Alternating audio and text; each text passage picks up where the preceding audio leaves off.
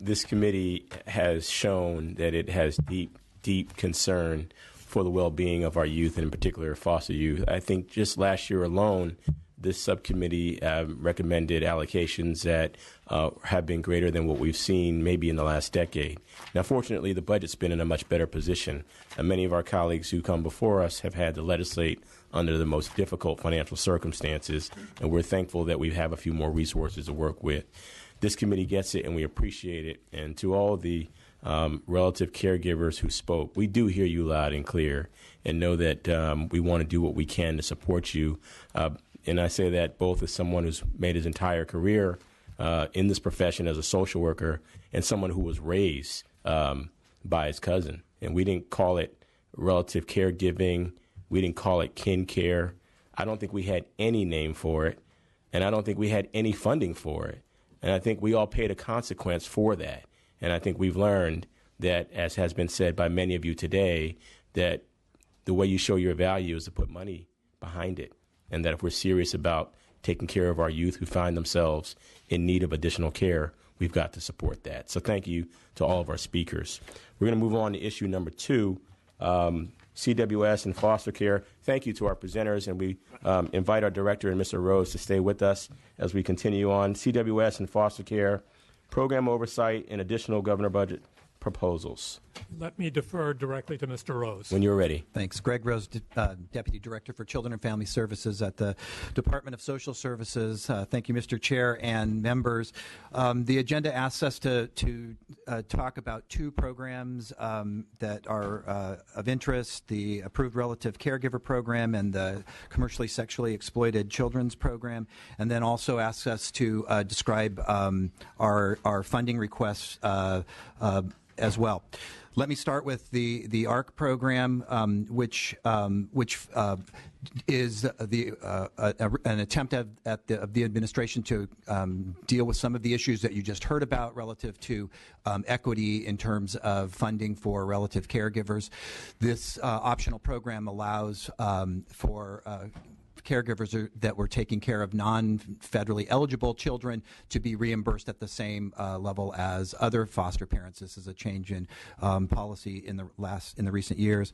The update that I'd like to provide to you is that at present 48 counties have opted into the program. And our actual number of clients served is around 3,350 families. This does not include families from Riverside who has recently opted into the program. We expect to see their claims coming in the summer. If I go on and chat a little bit more about the CSEC program, again, the agenda does a good job of laying out the program and the funding. A couple of things that I'd note for the purposes of this committee discussion is that the department and the counties continue to work very diligently with the Child Welfare Council's CSEC action team, and really focusing on a lot of the difficult work to best serve victims of sexual exploitation is underway. So the program to this point has focused largely on establishing the important local protocols that are needed to work with these youth as they kind of cross across systems, and they are often involved with law enforcement, et cetera. The main purpose, of course, is to treat victims as victims and not as criminals or perpetrators. And so the foundational work has largely been established, and now the work really is focusing on how best to create a service array with multiple services and supports for this population, and in different settings. And I would say that we're learning from some of the county's own experiences, and we're learning also from the action team. And our plan is to, with next year's funding, to continue the allocation to the counties and to provide more and more information about model programs, things that work, and continue that work. And just on a technical note, we have updated our computer system that allows now for us to capture, identify these victims, and so we'll be able to have a better count over time about the number of young people being served with that background. Thank you, Mr. Rose. I wanted to ask, when we have some representatives here today from Alameda County, and I know that Alameda County had very rigorous involvement in a program called the Positive Youth Justice Initiative to help youth who sometimes enter the criminal justice system, who either were in foster care or who were sexually exploited youth. And, lots of wraparound focus there in that county. I'm not just saying that because I get to represent that county, but I spent a lot of my social work career working there. I want to know, what do we know about the Positive Youth Justice Initiative? There were several counties and school districts and probation departments that have signed on, in particular to help protect and better serve sexually exploited minors. What do we know from that effort? Anything that you can share with us about that? I can't speak to that effort specifically, but what I can say is the CSEC action team that's working with on behalf of the Child Welfare Council has representatives that are familiar with that good work and are compiling information for the field, identifying best practices, et cetera. There's no doubt that the work in Alameda County has been, certainly leading the way, and so I suspect as that work matures more, that we'll see more and more influence from them. No doubt we'll hear from the good work of many counties. We know Correct. that this is not limited to good work in just Alameda County, but is there a way that county agencies work together to share best practices in this area? Yes, there's a couple of the department did get a federal grant to look at this issue, and we have 10 counties participating with us in a learning community. In addition, the CSEC action team, with support from the department, has funded a convening and another one to come, so to provide information across counties and learning opportunities to share not just information and programs that from government, but from the private providers that serve this population so much. I'd like to ask that you come back and give us some updates and bring whatever team members you want to bring to help with that. We have many of my colleagues in this House have made this a priority issue for bills this year. Yeah. And in our conversation about what we might do in the budget around housing, we've also made the idea of more housing support for CSEC youth a priority. So we want to hear those updates as you have them for us. Thank you. Is there anything from finance on these issues?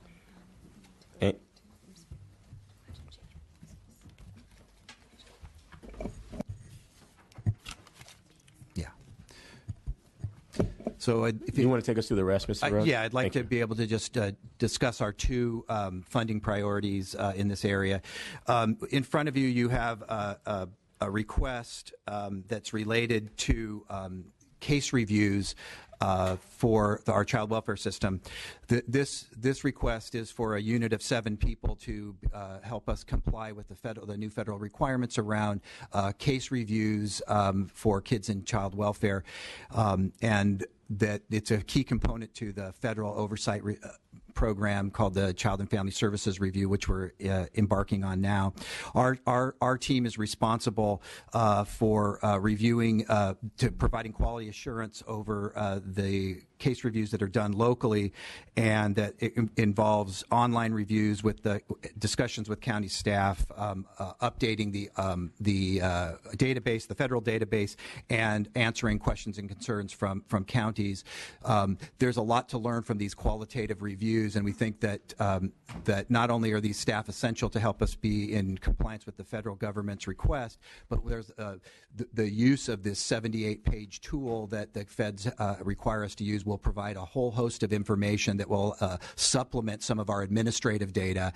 So we'll have qualitative and administrative data from a statistically valid sample each and every year from across the state, and I think that will enhance our ability to provide oversight and provide guidance and identify best practices with our county colleagues. The other funding request we have is related to two bills that were recently passed around the psychotropic medication in kids in foster care. We have a request for about $149,000 to augment a contract we have to support regular reports to counties to identify youth that are currently prescribed psychotropic medications and provide direct information to the counties about that. The monthly data reports will allow us to have real-time information about the use of psychotropic medications with kids in foster care.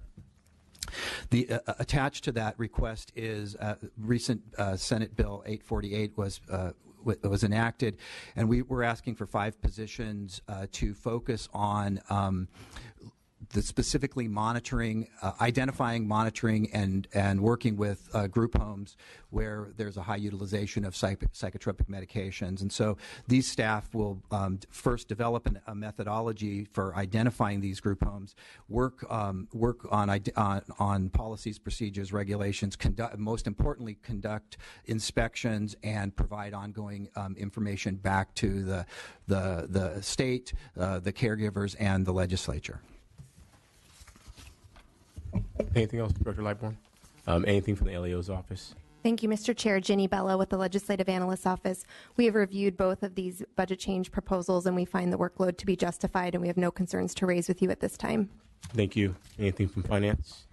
Is there any public comment?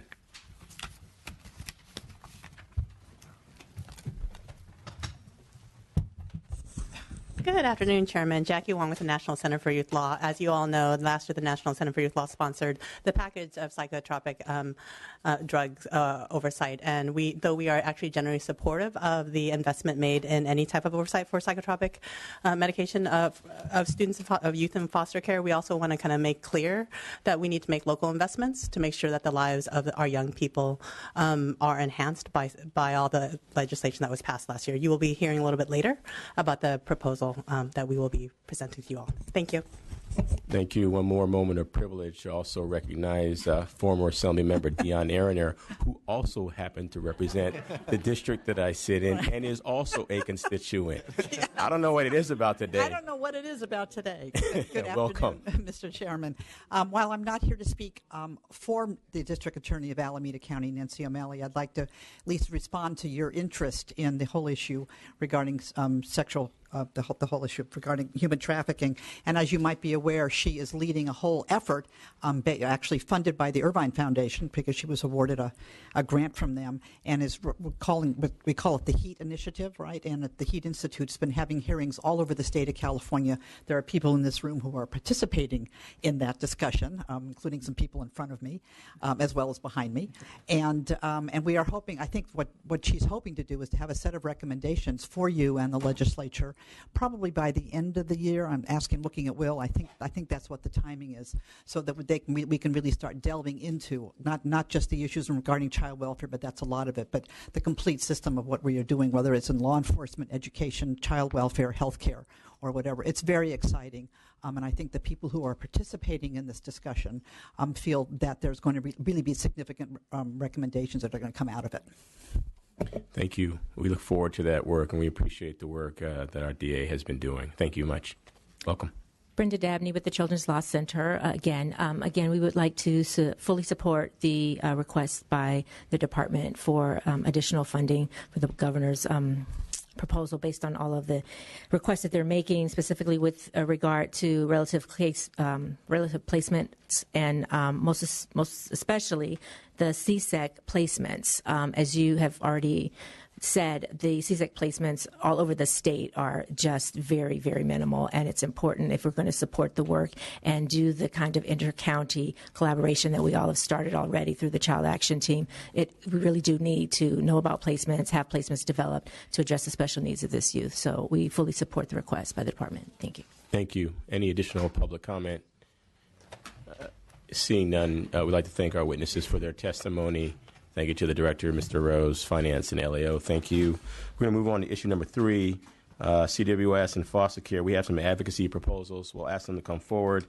Philip Browning from the Los Angeles County Department of Children and Family Services, Frank Mecca from the County Welfare Directors Association of California, Sharon Rapport from the California Policy from the Corporation for Support of Housing. Is there a change?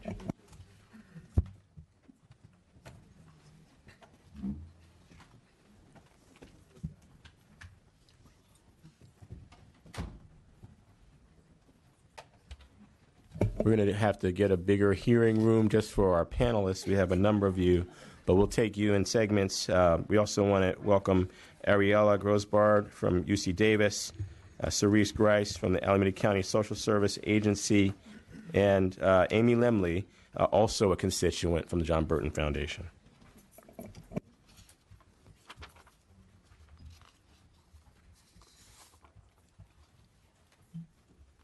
Mr. Browning, whenever you're ready. Okay, Mr. Chair. Thank you. I appreciate the opportunity, and on behalf of one of my 5 bosses, Supervisor Sheila Kuehl, I want to say thank you for holding this hearing. I do think that L.A. County is a prime player for AB 403, and what I'm here today to talk about is child care funding. So L.A. County has about 35,000 children for whom we have responsibility for today. I'm representing a whole host of individuals, including all the other 57 counties. So of those 35,000 children we have in care, 20,000 are placed outside of their own homes.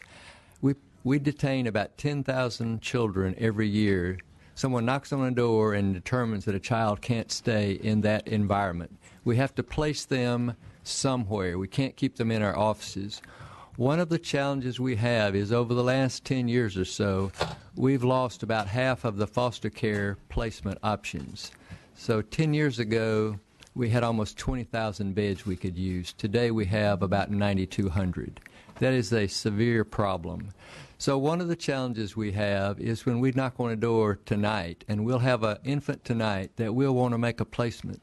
We'll go to a relative and say, can we place this child with you? That relative may often say, I can't take off from work and take care of this child. My spouse and I both work.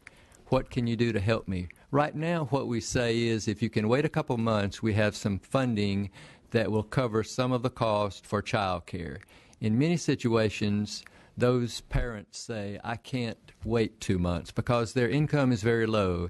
As the relative caregiver, you know, and you've been in situations where you know the income of some of the relatives are at a level that they just can't afford $500 or $1,000 extra dollars. So last year we had about 500 situations of a child under 3 where we could have made a placement with the exception that we didn't have child care to offer. So what we're asking, and one of my bosses, Sheila Kuehl, is certainly pushing this, is that we would like to have some bridge funding to help cover a short period of time until we can get the CDE money that many counties like LA have. So we have about $10 million that we can use for child care, but it doesn't become available until about 2 months after the child has to be placed. So that's a critical need. I think you've heard that AB 403 is upon us. One of the things that all the counties had to do was to send in a request of what we wanted, what we needed to improve the number of foster homes. And so 28 or more counties said we need money for child care. So I think there's recognized throughout the state a real need for child care. It's a timing issue, too, for us, that when we knock on a door in the middle of the night and say we have a child, we have to be able to say we have an opportunity to cover that. So there are 3 things that this proposal includes: a voucher and a navigation system, and also some training in trauma-related care. We have a real issue also that was discussed before about child and family teams. So part of the challenge we have is to place a child, but the state, I think, has a really good program of child and family teams, but it's going to be expensive. It's not going to be something that we can just do within our current resources. I think Mr. Mecca has talked about that, and we certainly support all of the efforts that he has described. And so with that, I'll hold off in terms of any other comments unless you have specific questions. But I would urge your support for this child care funding, or I really can't go back to Sheila Kuehl. So if you'll just bear that in mind, sir. We've heard you loud and clear. And as these are televised, I'm sure that those folks back in L.A. County have heard you loud and clear, including the former member. But we'll make sure that we let her know that you did your job, and you let us know what you need. Just so we're clear, we are not agendized to take action on any of these proposals today. We want to hear them and give them a space to be heard as we continue our conversations on budget, leading all the way up to the mid-year revise. But they are important issues. We want to hear on all the proposals, and we want to hear from the public. So thank you, sir. Thank you. What I want to do is also quickly establish a role. We're excited and glad to have our members, Chu and Bonta, here, and we'll take the roll. Madam Clerk, please call the roll. Chair Thurmond? Here. Bonta? Here. Chu? Here. Grove? Harper? Quorum. Thank you. We have a quorum. We're going to move on to Mr. Mecca. I'm going to ask that if all the presenters could keep their remarks to just 2 or 3 minutes, give us the high-level overview so we can hear from the public. Mr. Mecca. Thank you, Mr. Chair. In 2014, we appreciated when this committee actually created the CSEC program for to intervene on the commercial sexual exploitation of children. That means the sex trafficking of minors, some as young as 10 or 11 or 12. California has the unfortunate distinction of having 3 of the largest concentration corridors for the sex trafficking of minors in the country. And the legislature in 2014 said appropriately, these children are victims. They're not perpetrators. There's no such thing as a child prostitute. We shouldn't be incarcerating children. What we should be doing with these victims is treating them as such and using the child welfare system as a place to intervene. And so you clarified the law that says that we have jurisdiction, and you provided some funding for counties to begin to put the services in place, the specialized services for this incredibly vulnerable population. With that money, the administration, I think, did a smart thing. They chunked the counties into cohorts and said the counties that were the readiest, the most ready, and that had the highest concentration of victims got money to start delivering CSEC services. There's a second cohort of counties that got some money to put the protocols in place with DAs and law enforcement and other service providers in anticipation that once those protocols would go in place, then they would get additional funding to start delivering services. After you adopted your program in 2014, the federal government actually passed a CSEC bill that requires services statewide. What the governor's budget before you does is continues funding for that first cohort of counties to deliver services, but it doesn't provide any funding for the rest of the counties. So you have about half of the state under the January budget that can't deliver CSEC services.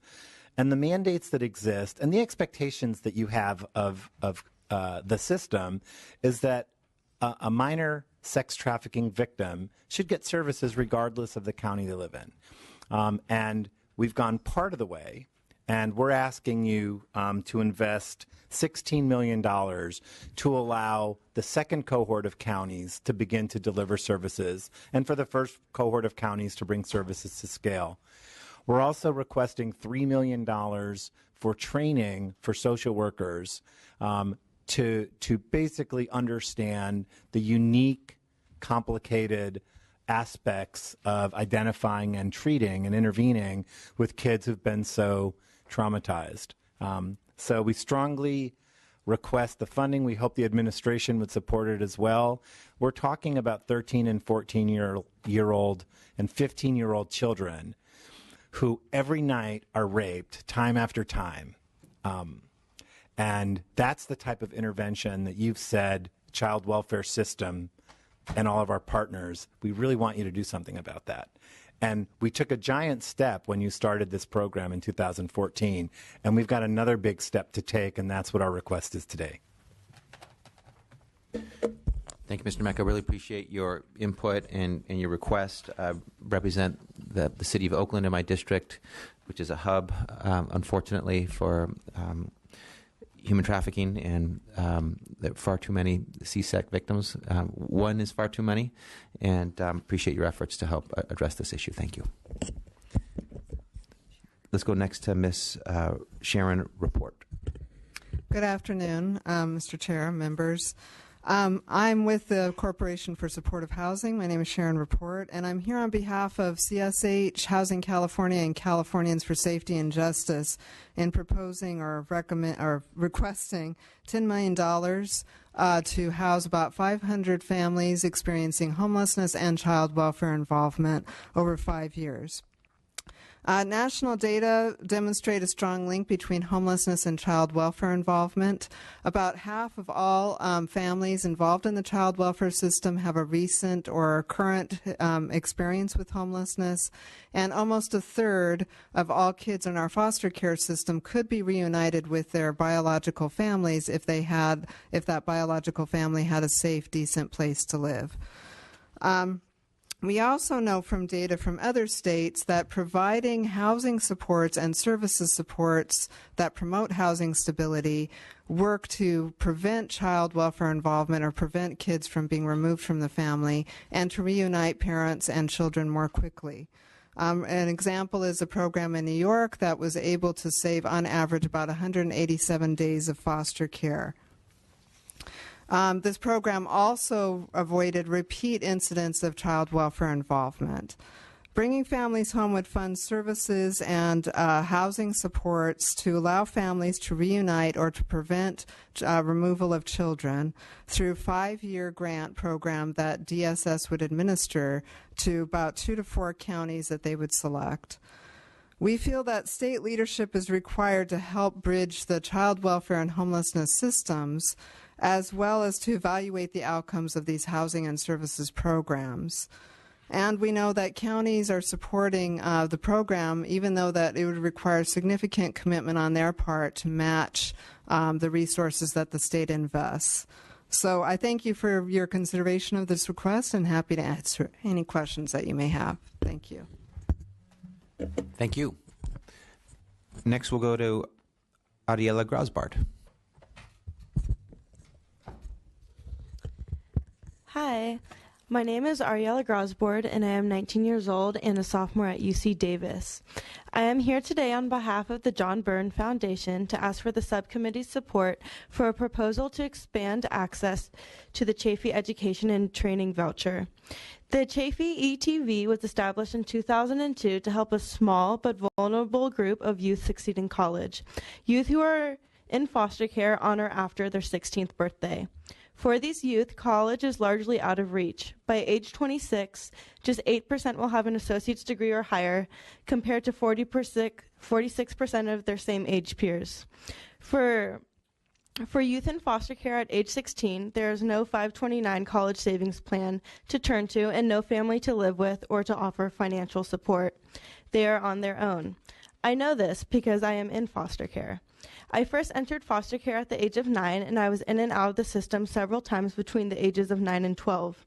I was permanently removed at age 13. During my time in foster care, I lived in 15 different homes and attended 4 different school districts. Despite these challenges, and because of my own perseverance and hard work, I was accepted into UC Davis. During my first year at UC Davis, I did not receive the Chafee grant, and I had to scramble to make ends meet. I came close to being dropped from my classes and losing my housing several times as I struggled to pull together the $6,000 I needed for school fees. Ultimately, I was able to use my foster care payments, max out my federal loans, and use up all my savings to stay enrolled in school. During my senior year of high school in Oakland, I had worked 50 hours a week at Panera Bread and had saved up my money from working that I was able to use. By my sophomore year, this current year, all of my savings are gone. I spent many hours in the financial aid office last year trying to make my financial situation work, and this added a huge amount of anxiety to an already stressful first year of college in a new environment with no family to support me. Fortunately, I received a Chafee grant in my sophomore year, and this has made all the difference in my ability to afford school and stay focused. Receiving the Chafee grant this year has allowed me to stay enrolled in classes. Without it, I would not have the money to cover the cost of school because my savings were entirely spent my freshman year.